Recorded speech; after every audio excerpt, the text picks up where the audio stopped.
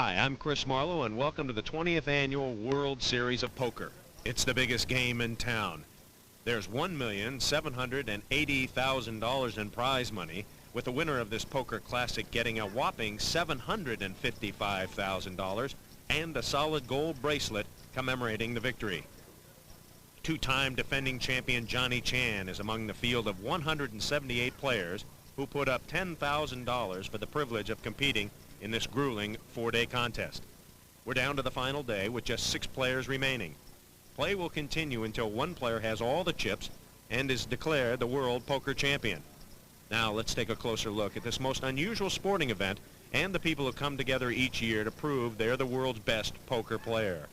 The game is played over 4 grueling days. Luck, they say, plays a larger role the first day than on subsequent days. That's because inexperienced players play weak hands, yet occasionally manage to outdraw stronger players. As a result, many legendary names become early casualties, victims of rank amateurs. But in the later phases of the tournament, skill is paramount. We're now down to the final 6 players. First place will get $755,000. Second place, $302,000. Third place, $151,000. Fourth place, $83,050. Fifth place, $67,950. And if you finish 6th, $52,850. All right, let's get to the action. The blind bets have been made by Don Zuin in the first position and Noel Furlong in second. Johnny Chan calls. Steve Lott calls. Lyle Berman drops. And now it's up to Phil Helmuth Jr. Phil thinks. Taking his time. And finally folds. Don Zuin folds. And now it's up to Noel Furlong. Noel is a player from Dublin, Ireland. And he's going to raise $30,000. That leaves it up to Johnny Chan. He's never played against this Irishman before. Furlong has been aggressive throughout, often betting on garbage hands. So Johnny Chan and his familiar Lucky Orange, he'll think it over. And he's decided to raise. 100,000. He's raising another $100,000, and now it's up to Furlong. Little is known about this Irishman. He's an unorthodox player with a tough decision to make. He's in with the big boys, so he's taking his time.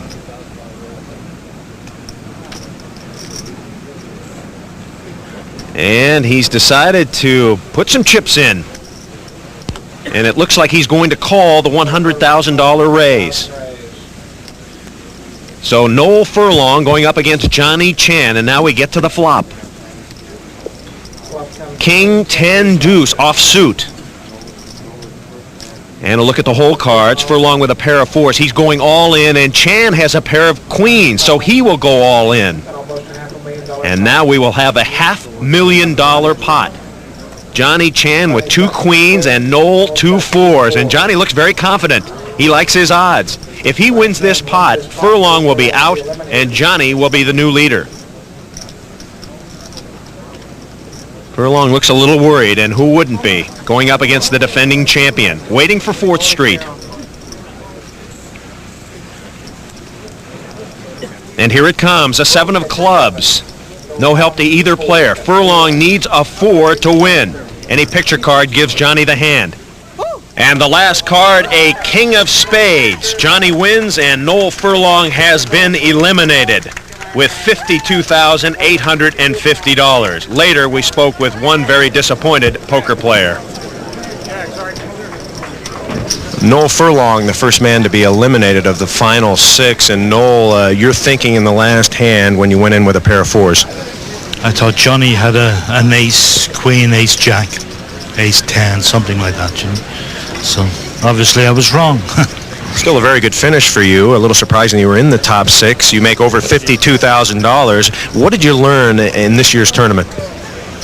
Well, so obviously I learned it's very, very difficult to win this tournament.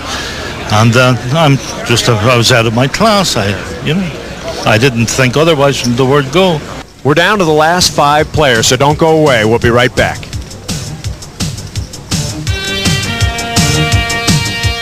Now let's take a closer look at this most unusual sporting event and the people that come together each year to prove they are the world's best poker player.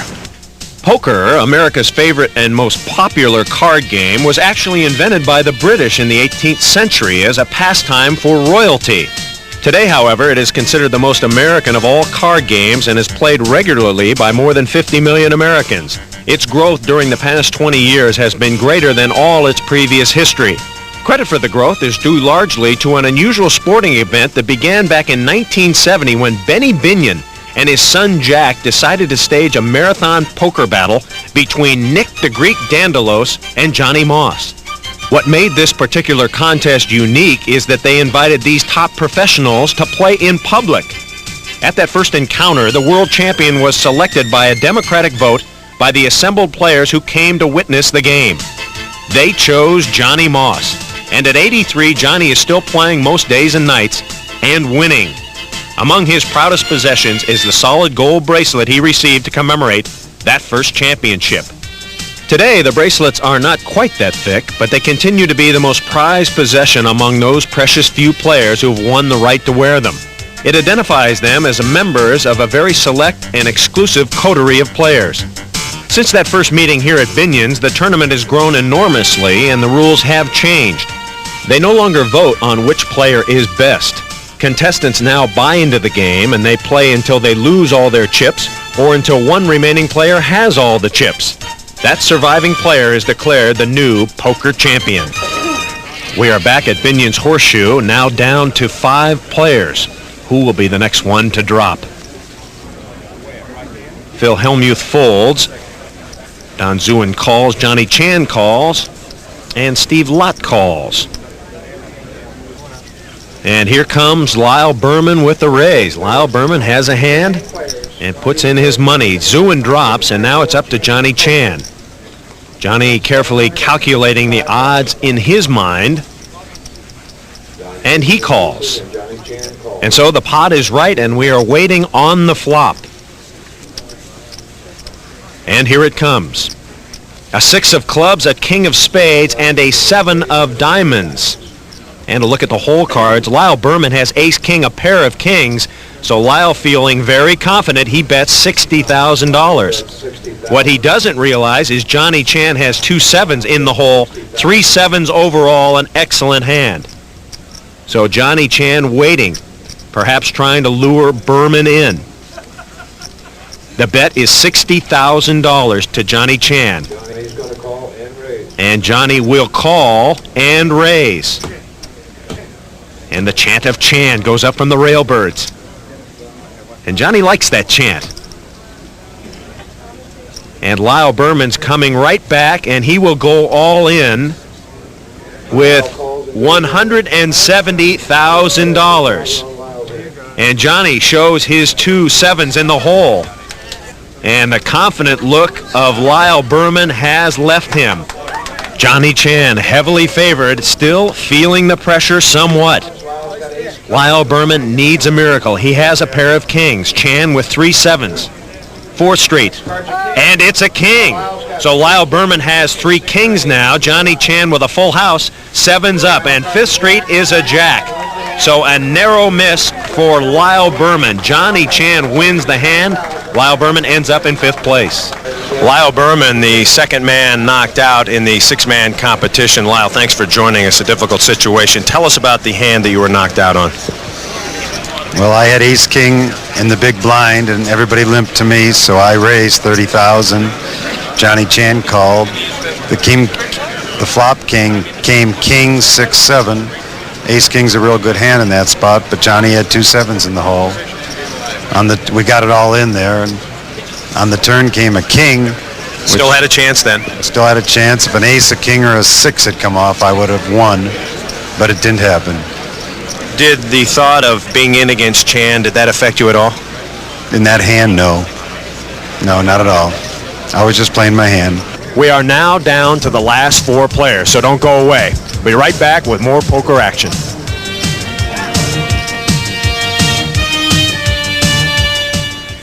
Welcome back to the World Series of Poker here in Las Vegas, Nevada. We are at Binion's Horseshoe Hotel and Casino, and I'm Chris Marlowe. Just 4 players left out of 178 who started out. Johnny Chan bets, Steve Lott folds, and Phil Helmuth taking his time. Phil writes children's books in his spare time,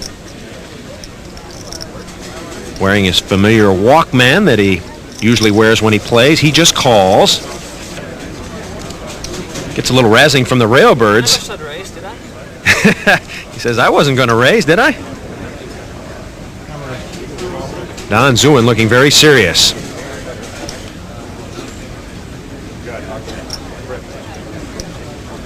And he is going to raise. Let's see how much. $100,000. Now it's up to Johnny Chan.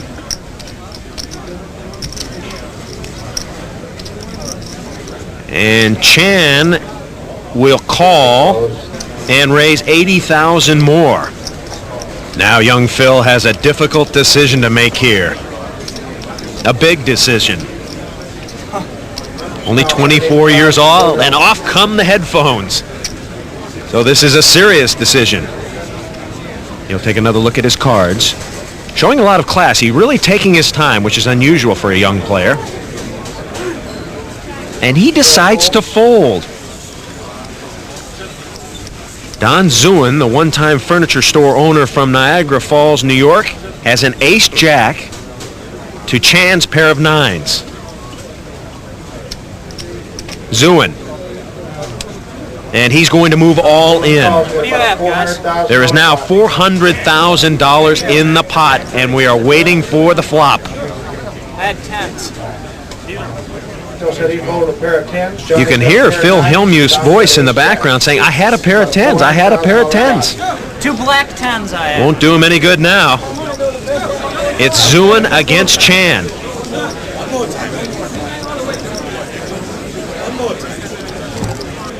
And Phil Helmuth is delighted to be out of this one. Now, ready for the flop. 2 9s. Flop comes Jack. Jack 4 6. Zuin has a pair of jacks. Chan still with a pair of 9s.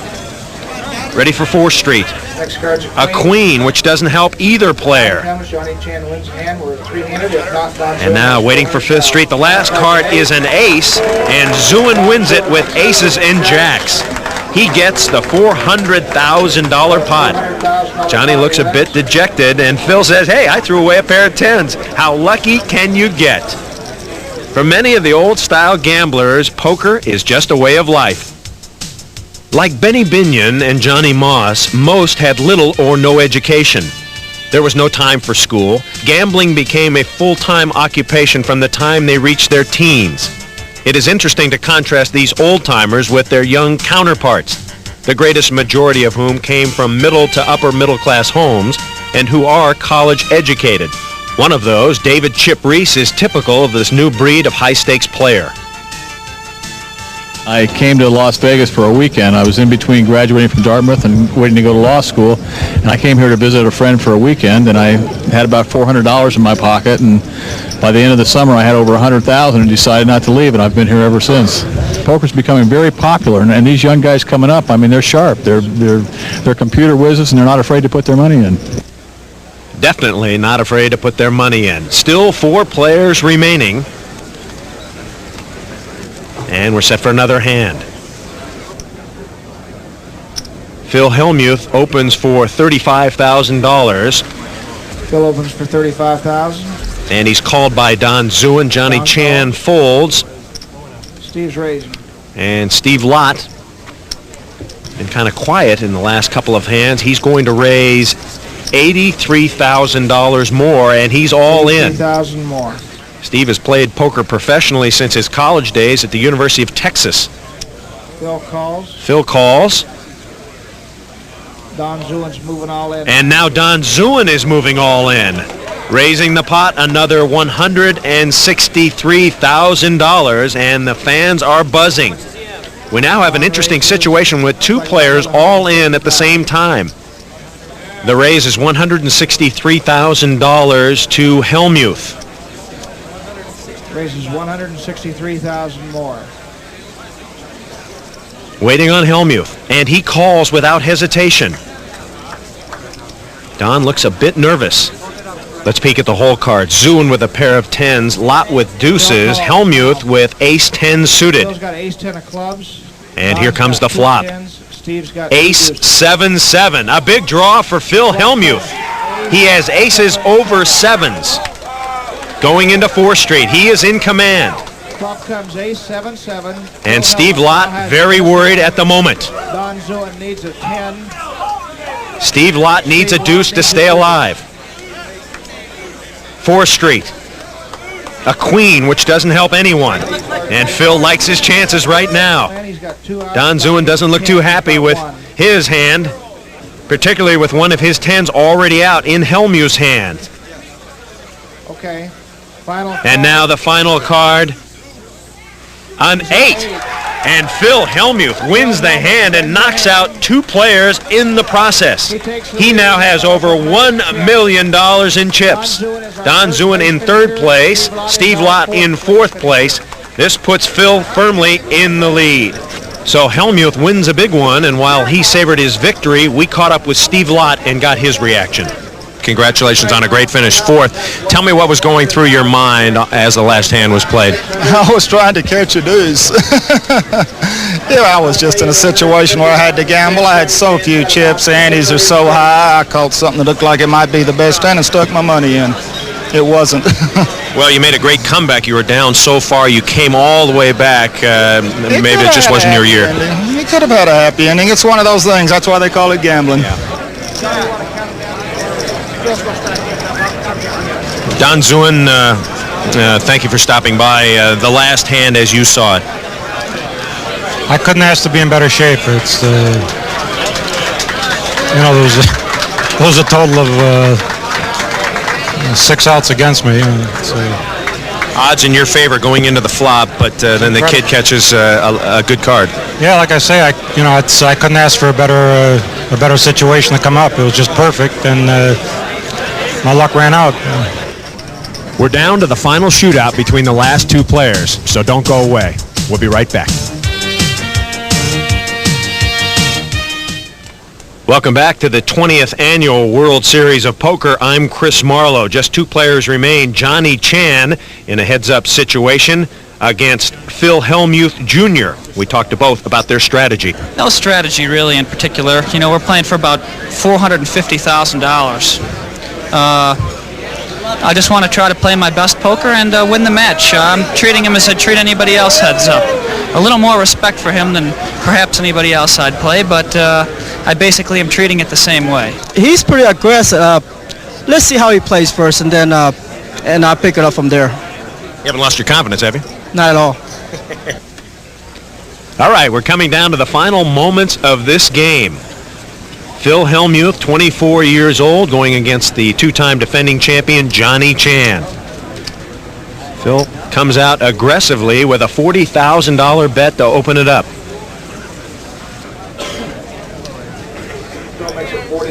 And Johnny Chan, it appears he's going to raise.